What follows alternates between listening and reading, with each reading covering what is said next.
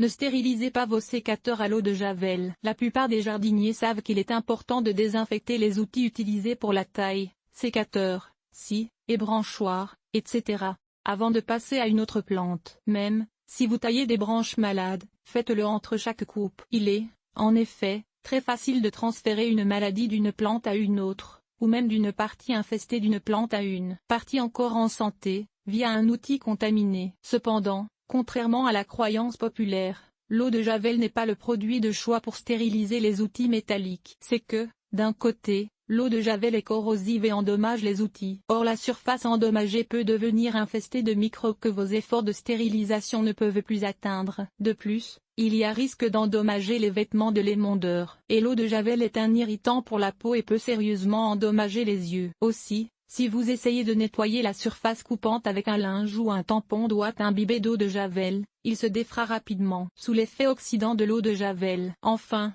ce produit est très phytotoxique et peut endommager les cellules de la branche coupée. Quoi employer alors?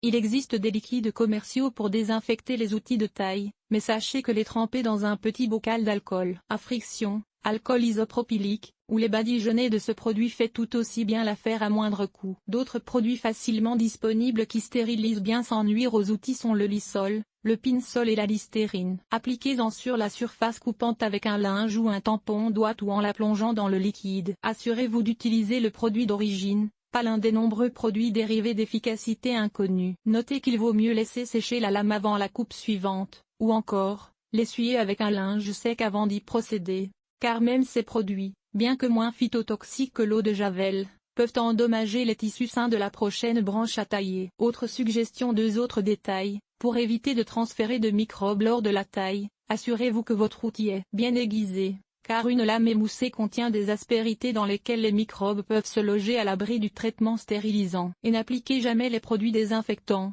alcool, lysol, etc., directement sur la surface coupée de la plante. Autrefois, la croyance était que badigeonner la blessure aidait à prévenir le développement de champignons. Aujourd'hui on sait que cela tue plutôt les cellules protectrices des végétaux, laissant la place aux champignons. Dame Nature fournit aux blessures des végétaux des protections naturelles contre ce type d'infestation. Mieux vaut leur laisser faire leur travail.